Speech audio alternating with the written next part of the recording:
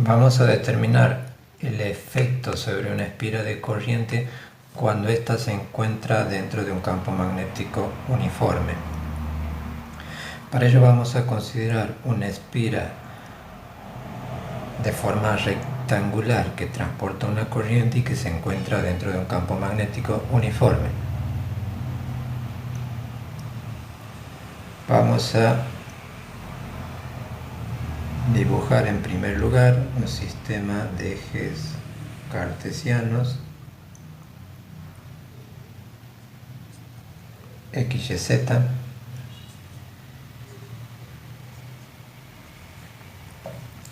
En este sistema vamos a ubicar la espira rectangular,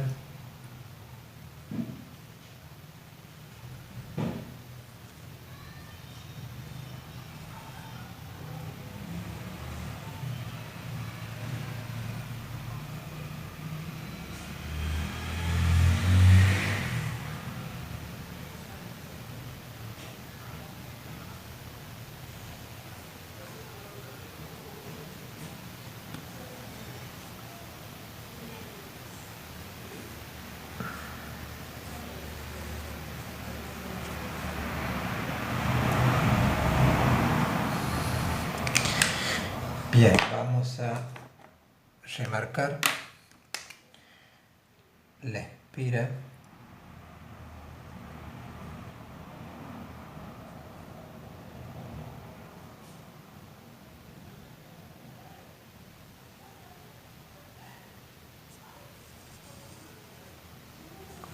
Aquí tenemos nuestra espira rectangular. El sentido de la corriente vamos a considerarlo visto de arriba en sentido antihorario. Tendremos esta corriente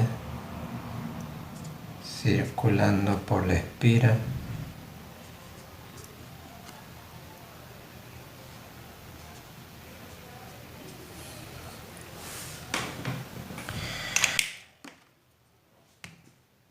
Vamos a considerar que uno de sus lados tiene longitud B y el otro lado una longitud A.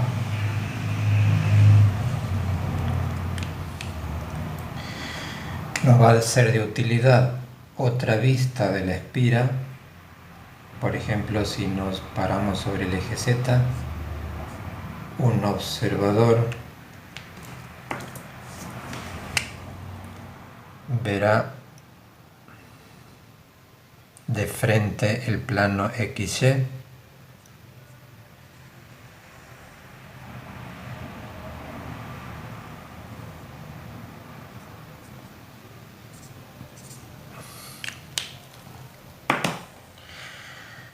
Si cortamos la espira y retiramos la parte delantera, observaríamos la mitad trasera.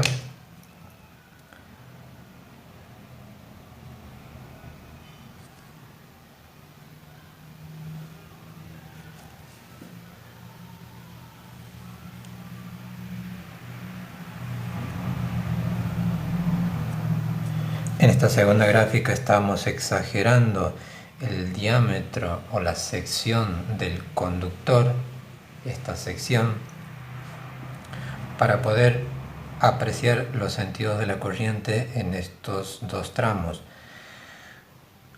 Si miramos la parte trasera, aquí la corriente está saliendo, la representamos con un punto, y en esta sección la corriente está entrando, la representamos con una cruz.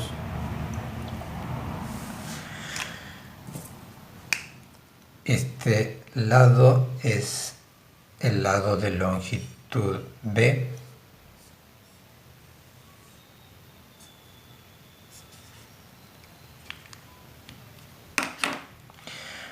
Vamos a definir un vector área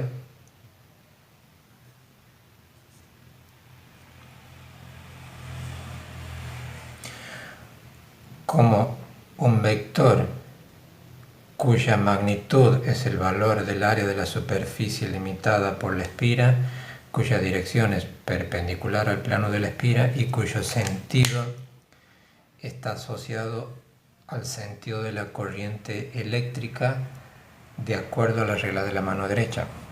Esto es, se envuelve la espira siguiendo el sentido de la corriente con los dedos de la mano derecha y el pulgar nos indica el sentido del vector área. Envolvemos entonces el sentido de la corriente y encontramos de esa forma el sentido del vector área. Esta espira se encuentra dentro de un campo magnético uniforme, por ejemplo en la dirección X.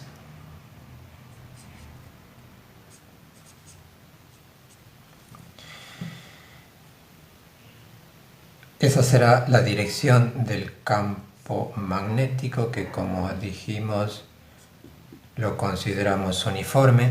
No vamos a representar el campo mediante líneas, puesto que nos va a entorpecer un poco el dibujo. Este campo en esta vista, como dijimos, tiene la dirección del eje X. Al ángulo entre el vector área y el campo lo denominamos θ. Enseguida nos va a resultar útil saber dónde se repite el ángulo θ en la geometría de nuestro dibujo. Sabemos que el ángulo θ se va a repetir en los lados que sean perpendiculares a estos dos vectores. Al vector área le corresponde esta perpendicular y al vector campo la vertical, de modo que el ángulo θ se repite aquí.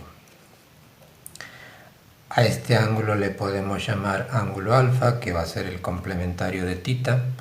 Este ángulo alfa se repite, por ejemplo, aquí.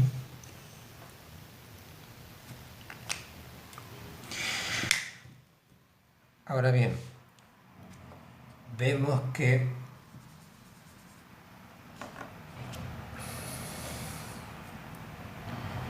nuestra espira la podemos considerar como conformada por 4 tramos rectos por los cuales circula una corriente I.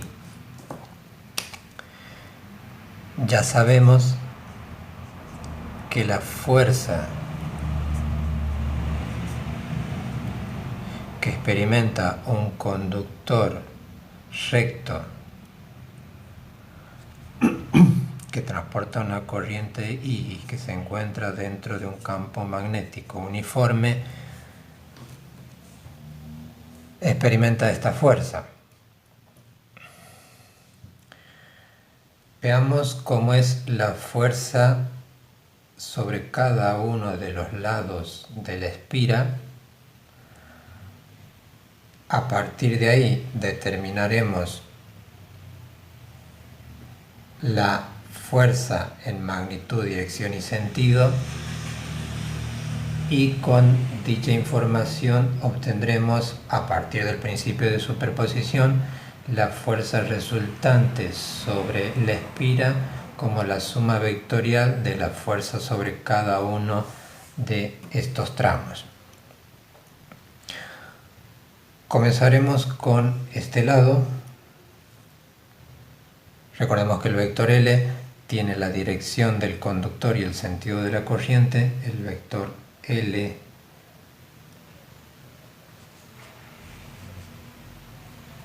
lo representamos así. El campo magnético tiene la dirección del eje X.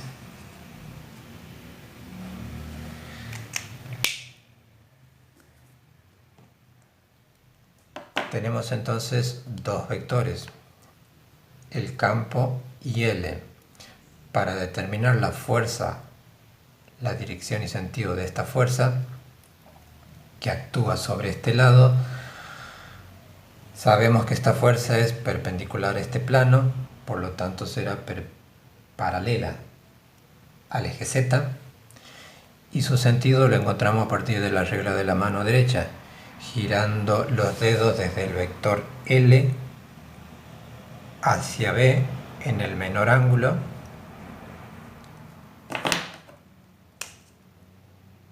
a partir de lo cual determinamos que la fuerza tiene dirección menos Z. Esta fuerza le llamaremos FB1.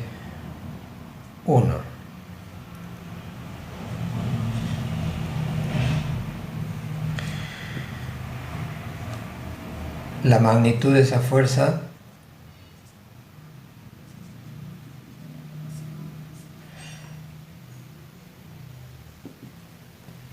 vendrá dada por la magnitud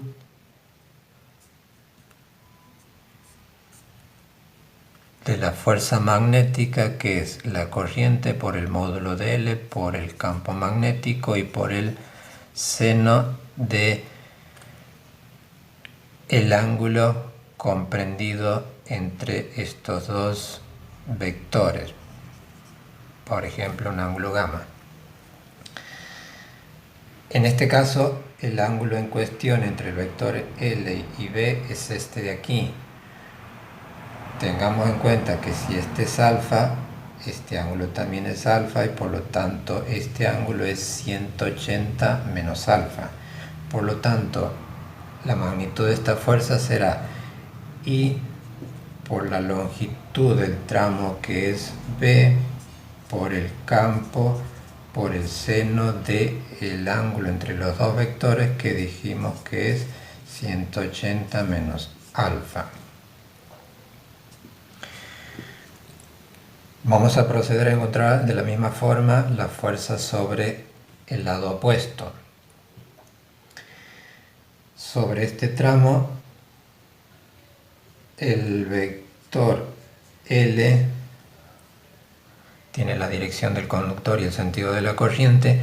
El campo tiene la dirección X,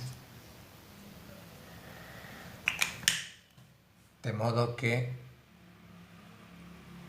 el vector fuerza sobre este lado tendrá que ser perpendicular al plano determinado por L y por B.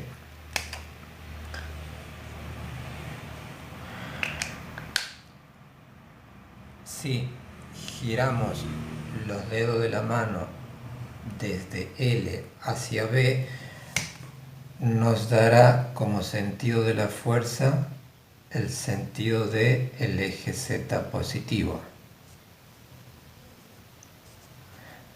A esta fuerza le llamaremos FB2.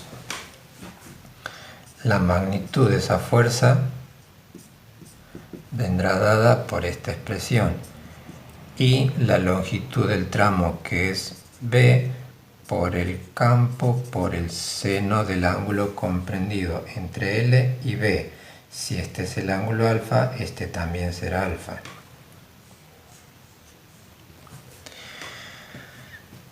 Teniendo en cuenta que el seno de un ángulo es igual al seno de 180 menos dicho ángulo, esto lo podemos observar en cualquier tabla de identidades trigonométricas, de modo tal que, a igualdad de los otros términos, estas fuerzas tendrán igual magnitud. Entonces tenemos dos fuerzas de igual dirección, igual magnitud y sentido contrario, de forma tal que ambas fuerzas se anularán, teniendo en cuenta además que tienen la misma recta de acción. ¿Qué pasa con los otros dos lados?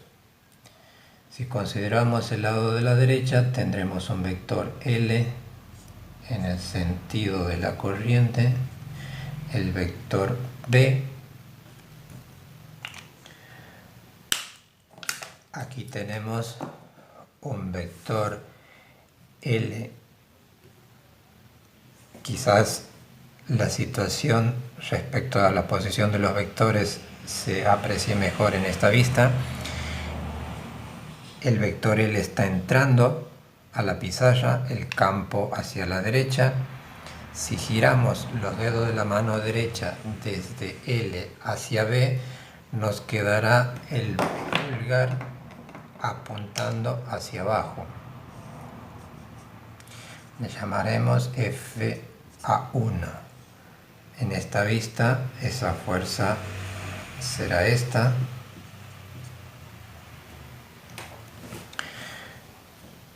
¿Cuál es la magnitud de FA1? De acuerdo a la expresión de la fuerza, de la magnitud de la fuerza, será I por la longitud de este lado, que es A, por el campo, por el seno del ángulo entre L y B. Ese ángulo es 90 grados. Seno de 90 es 1. De modo que nos queda I por A por B. ¿Qué sucede con el otro lado? Nuevamente, el vector L tendrá dirección saliente, en este caso el campo hacia la derecha, y si ahora hacemos o utilizamos la regla de la mano derecha, girando los dedos de la mano derecha de L hacia B, nos queda el pulgar ahora hacia arriba.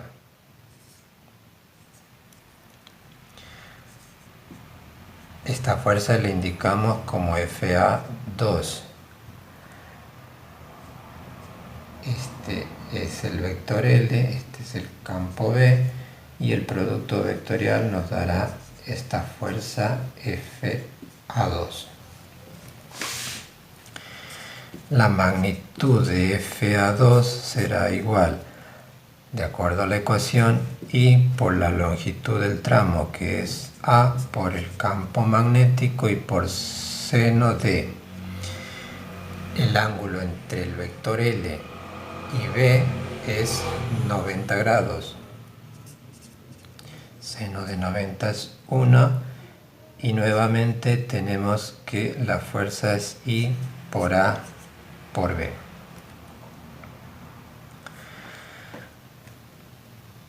Ahora vemos que tenemos dos fuerzas de igual dirección, igual magnitud y sentido contrario. Al sumarlas nos dará 0, de modo tal que la suma de las fuerzas sobre cada uno de los lados es nula. Esto es, la fuerza resultante sobre la espira que transporta una corriente y se encuentra dentro de un campo magnético uniforme es 0. Ahora bien, estas dos fuerzas, a diferencia de estas dos, no tienen la misma recta de acción, como ocurría en este caso. Si tenemos dos fuerzas de igual dirección, igual magnitud, distinto sentido, pero con diferente línea de acción, estas dos fuerzas nos proporcionan un par. Producto de ese par habrá un momento de torsión, un tau, que según lo estudiado en Física 1, estas dos fuerzas tienden a hacer girar la espira en sentido horario, en este sentido, de modo que el vector tau se encuentra entrando al plano de la pizarra, es decir, que el vector tau tendrá dirección menos z. También, si recordamos lo visto en física 1, el momento de un par, o mejor dicho, la magnitud del momento de un par de fuerzas se calcula multiplicando la magnitud de una de las fuerzas, por ejemplo F(A1), por una distancia d, que es la distancia entre las dos rectas de acción de ambas fuerzas. Es la distancia entre las direcciones de ambas fuerzas, la cual debe medirse en forma perpendicular a dichas rectas de acción, como vemos aquí en el dibujo. Ahora bien, si observamos, esta distancia d es la misma que tenemos aquí. Esta distancia vemos que es parte de este triángulo rectángulo, en particular es el cateto opuesto al ángulo θ, de modo que podemos escribir para d la expresión de la hipotenusa de este triángulo, que es la longitud b, por el seno del ángulo θ. Reemplazando entonces, primero la magnitud de la fuerza A1, que es I por A por B, por la distancia d, que es b seno de θ. Vamos a agrupar A por B, es decir, I agrupamos A por B por el campo por el seno de θ. Vemos que A por B es el producto de los dos lados de la espira. Ese producto nos da el área de la espira. Entonces podemos escribir esta expresión como I por A por B por seno de θ.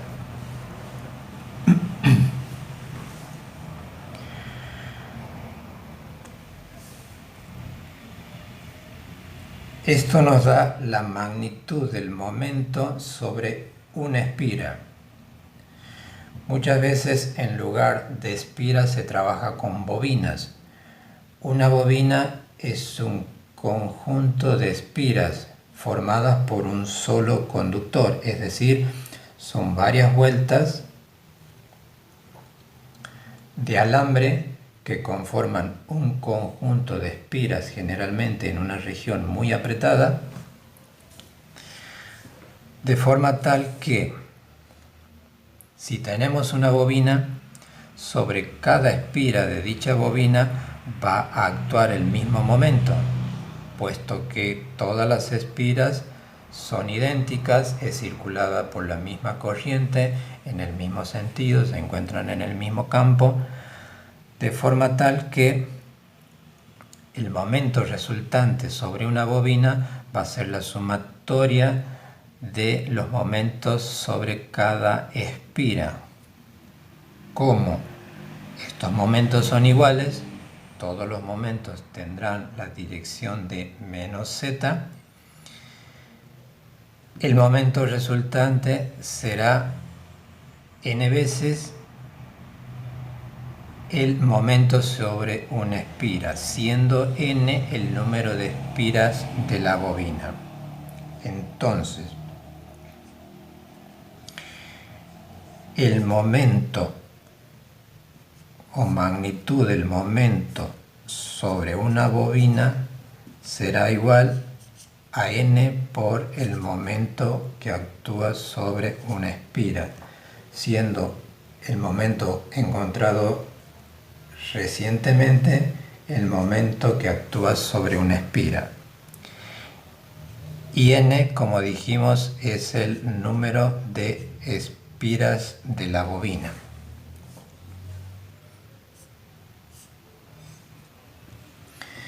De forma tal que el momento o magnitud del momento sobre una bobina será igual a n veces el momento o magnitud del momento sobre una espira, que es esta expresión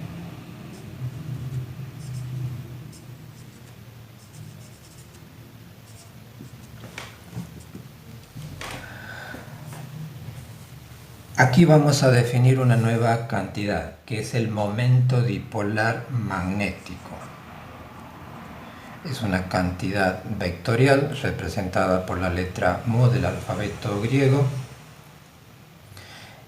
y lo definimos como n por i por el vector a, siendo el vector a el que hemos definido al principio. Esto es entonces la definición del momento dipolar magnético. Si observamos la expresión anterior, n por i por a es el módulo de este vector. Este conjunto es el módulo del momento dipolar magnético. De forma tal que el momento sobre, o el módulo del momento sobre una bobina será igual al módulo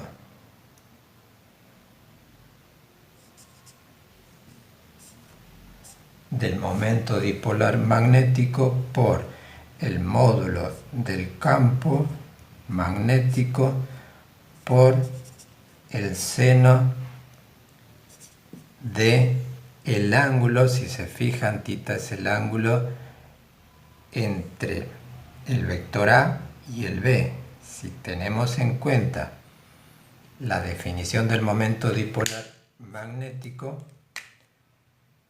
el momento dipolar tiene la misma dirección y sentido que el vector A.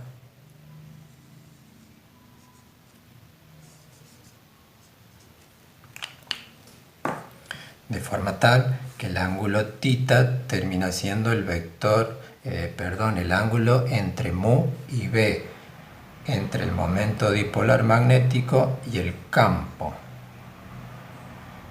Esta expresión, el producto del módulo de dos vectores por el seno del ángulo comprendido, nos recuerda la expresión del módulo del producto vectorial de dos vectores.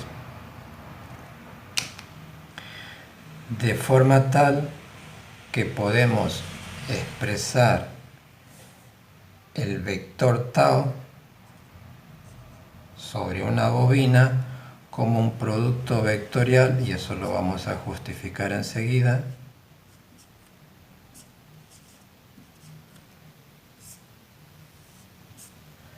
como el producto vectorial del momento dipolar magnético por el campo magnético, siendo el momento dipolar magnético definido de acuerdo a esta expresión. Si calculamos el módulo de este vector, será el producto de los módulos por el seno del ángulo comprendido.